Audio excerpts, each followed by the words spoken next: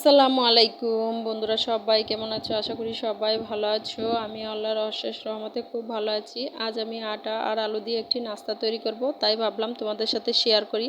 দেখো, প্রথমে আমি আলুগুলো সিদ্ধ করে নিয়েছি, তারপর চুলে ভর্তা বানিয়ে নিলাম। এখন আমি ভর্তাটার মধ্যে হলুদ গুঁড়ো, মরিচের গুঁড়ো আর দিয়ে দিলাম গরম মশলার গুঁড়ো, দিয়ে দিলাম পরিমাণ মতো লবণ, দিয়ে আমি ভালোভাবে এটা মাখিয়ে নিলাম।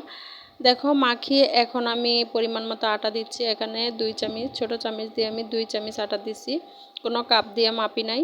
যেহেতু আমার আলু যতটুকু আছে সেই পরিমাণে আমি দিয়েছি, আর একটু সরিষার তেল দিলাম। দিয়ে আমি ভালোভাবে এটাকে দেখো একদম ড্রো বানিয়ে নিলাম। নিয়ে এখন আমি মিষ্টির মতো সাইজ করে নিলাম, একদম লম্বা সাইজ।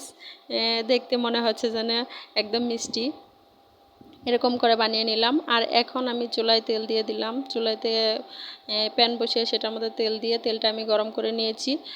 নিয়ে এখন আমি একটা একটা করে সবগুলো দিয়ে দিচ্ছি। দেখো, আমি সবগুলোই দিয়ে দিলাম। আসলে বন্ধুরা, এটার নাম কি আমি নিজেও জানি না, আমি কি বলবো। আমার মন চাইলো যে আমি এভাবে একটা রেসিপি বানাই, সেই আন্দাজে এই রেসিপিটা আমি বানালাম। কিন্তু তোমরা অবশ্যই বলবে এটার নাম কি, আমি জানি না। তবে আমি যখন এটা বানালাম আর বাছতেছিলাম, তখন এত সুন্দর একটা সেন্ট বেরোচ্ছে যা কি বলবো। আর তো বানানোর পরে আমি অবশ্যই খেয়ে দেখলাম, খুবই ভালো হয়েছে। তো দেখো বন্ধুরা, এখন কালারটা কত সুন্দর এসেছে। যেহেতু কালারটা সুন্দর এসেছে, তাহলে খেতেও তো দারুণ হবে, এটা সবাই জানো। আর বন্ধুরা বলবে যে এই রেসিপিটার নাম কি, আমি জানি না। বিকেলের নাস্তা তৈরি করলাম, মনে যা আসলো তাই করলাম। ভাবছিলাম যে কি ভিডিও দেব, তাই এরকম একটা আন্দাজ করে আমি এই ভিডিওটা বানালাম। অবশ্যই আমাকে বলবে যে এটার নাম কি, তোমরা সবাই আমাকে বলে দেবে কমেন্টের মাধ্যমে, সবাই আমাকে জানাবে।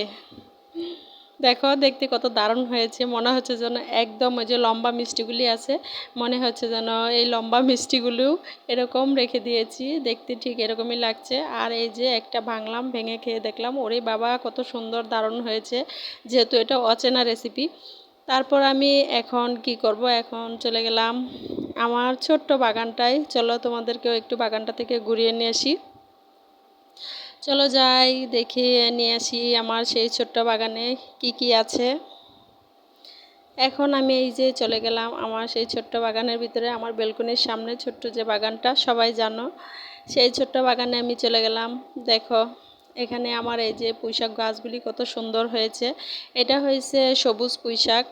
দেখো, দেখতে কত সুন্দর হয়েছে, মাশাআল্লাহ। অনেক পুঁইশাক হয়েছে, আর এখান থেকে আমি অনেকগুলি পুঁইশাক নিয়ে খাওয়া হয়েছে। যত কাটতেছি ততই যেন বেড়েই যাচ্ছে। দেখো, আমি সবাই বলে যে যত কাটবে তত বাড়বে, তাই আমি সেভাবে করেই কাটছি, আর দেখছি সত্যি অনেক বেড়ে যাচ্ছে। আর আগে যে আমি ডাটাগুলি লাগিয়েছিলাম, দেখো সেখান থেকে 2-1টা ডাটা রয়ে গেছে, কারণ অনেকগুলো ডাটা ছিল আর অনেক দিন খাওয়া হয়েছে, সেগুলো ভিডিও আমি তোমাদেরকে দিয়েছি। এখন দেখাচ্ছি আমার এই ছোট্ট বাগানে কি কি আছে, তাই তোমাদের সাথে শেয়ার করছি। দেখো, এখানে সুন্দর একটা উস্তে গাছ হয়েছে, উস্তে বা করলা তোমরা যাই বলো। ছোটোটাকে আমরা করলা বলি, আর লম্বা যেটা আছে সেটাকে আমরা উস্তে বলি, আর এটা আমি মনে করি করলা। এখানে দেখো ছোট ছোট একদম মানে ফুল থেকে বের হয়েছে, এরকম ছোট ছোট করলা হয়েছে, তাই আমি দেখছি। এই দেখো, আমি বেলকনি থেকে দাঁড়াইয়া হঠাৎ তাকালাম, দেখছি যে অনেকগুলি করলা বের হয়েছে। তাই আমি ভাবলাম যে যাই ভিতরে, যাইয়া দেখি যে কীরকম হয়েছে আর কয়টা হয়েছে। তাই আমি চলে আসলাম। আর এদিকে দেখো লাল পুঁইশাক, এটাও একদম মানে ভরে গেছে, অনেক বড় বড় পাতা হয়েছে। এর ফাঁকে দেখো করলা হয়েছে, এই যে দেখো ছোট ছোট করলা। দেখো, অনেকগুলি করলাই হয়েছে, এই দেখো একদম ছোট ছোট বের হচ্ছে।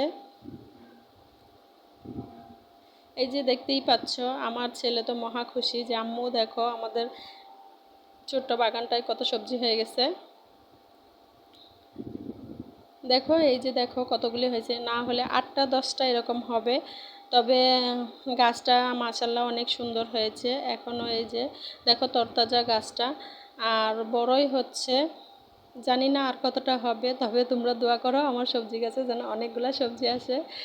আর এখানে আরও আরও অনেক কিছু আছে, তোমাদেরকে সাথে শেয়ার করছি। দেখো, এদিকে আমি এই যে ধনেপাতা লাগাইছি, দেখতেই পাচ্ছ। এগুলো হয়েছে আদা গাছ, আমি এখানে 2টা আদা টুকরা লাগাইছিলাম।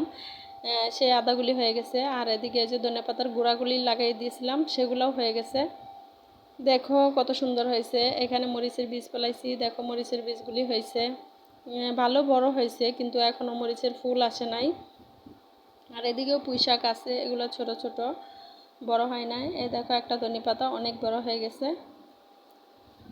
দেখতেই পাচ্ছ ধনেপাতাগুলি কত সুন্দর হয়েছে। এই যে দেখো আরেকটা মরিচের চারা, এই চারাটার মধ্যে ফুল এসেছিল, ফুলটা ঝরে গেছে। তবে তোমরা দোয়া করো আমার এই মোটা চিকন চিকন মরিচের গাছগুলো যেন মোটা হয় আর তাড়াতাড়ি যেন মরিচ আসে।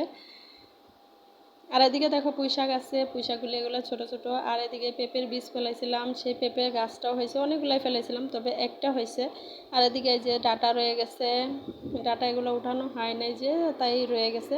আর এদিকে কচু গাছ লাগাইছিলাম, সেই কচু গাছ আমি কেটে খেয়ে ফেলেছি, তাই তোমাদের সাথে শেয়ার করতে পারিনি।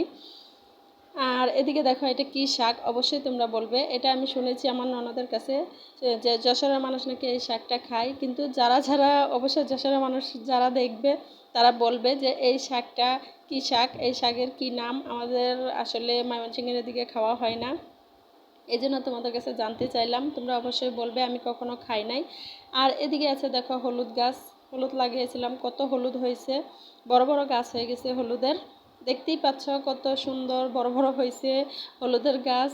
যখন হলুদ হবে তবে তোমাদেরকে একটু একটু করে দেব, মুখে মাখানোর জন্য আপুদের দেব, ঠিক আছে? সবাই অপেক্ষা করো। আর এদিকে দেখো লাউয়ের বীজ ফেলেছিলাম, সে একটা লাউয়ের চারা হয়েছে, দুইটা হয়েছিল, অনেকগুলো লাগানো হয়েছিল, তার মধ্যে দুইটা হয়েছে। আর এদিকে দেখো ফুলের গাছ, এই ফুলের গাছটার নাম কি আমি জানি না সত্যি, তবে এই ফুলের বীজগুলোই আমি লাগাইছিলাম। এখন আস্তে আস্তে বৃষ্টির পানি পেয়ে অনেক বড় হয়ে গেছে। এখানে 3টা ফুলের গাছ আছে, তবে 3টা ফুলের গাছের মধ্যে একটা ফুলও আসেনি, এটাই আমার দুঃখ। কিন্তু এই ফুলের গাছের নামটা কি এটা বলবে।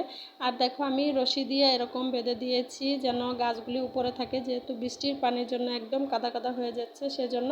আর এই দেখো এদিকে আরেকটি ফুলের গাছ আছে, এই গাছটাও কত সুন্দর হয়েছে। অবশ্যই তোমরা আমাকে কমেন্টের মাধ্যমে জানাবে এই ফুলের গাছ এটা কি, আর ওদিকে হয়েছে ওই শাকগুলি কি, এটা অবশ্যই জানাবে।